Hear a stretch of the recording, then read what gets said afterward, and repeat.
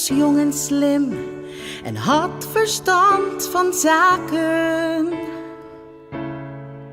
Oogste bijval op de beurs en in de kroeg. Iedereen wist, deze jongen gaat het maken. Het beste was voor hem niet goed genoeg. Maar steeds vaker werd hij bang en zwetend wakker. Het gebral van vrienden ging hem tegenstaan. Op een mooie lentedag nam hij opgewekt ontslag. Kocht een zeilboot om de wereld rond te gaan. Iedere dag heb je opnieuw de keus.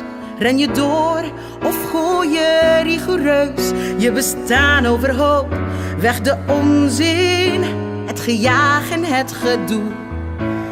Heb je het lef, dan is het nooit te laat om te beseffen dat het zo niet gaat. Reik niet naar de hemel, maar haal hem naar je toe. Van haar ouders moest ze zeker gaan studeren. Toen ze arts was, dacht ze, ik word zangeres. Ze schreef haar eigen lied, een grote hit, dat werd er niet. Maar voor haar was het een ongekend succes. Iedere dag heb je opnieuw de keus. Ren je door of gooi je rigoureus je bestaan overhoop. Weg de onzin, het gejaag en het gedoe. Heb je het lef, dan is het nooit te laat om te beseffen dat het zo niet gaat. Reik niet naar de hemel, maar haal hem naar je toe. In ons hoofd klinken de stemmen nog van vroeger. Geef niet op, je kunt het wel als je je best maar doet. Dan maar bang zijn om te falen, maar die top die zul je halen. Tot je niet meer weet waar je het zoeken moet.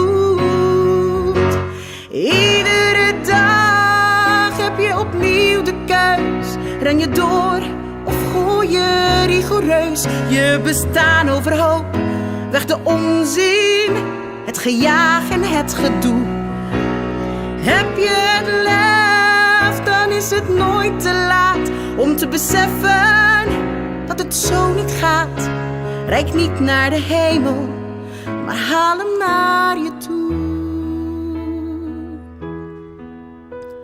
Waarom zou je altijd op je tenen lopen?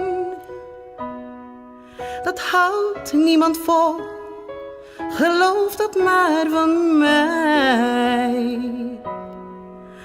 Bal je vuisten niet, maar hou je handen open. Kijk in plaats van steeds omhoog een keer opzij.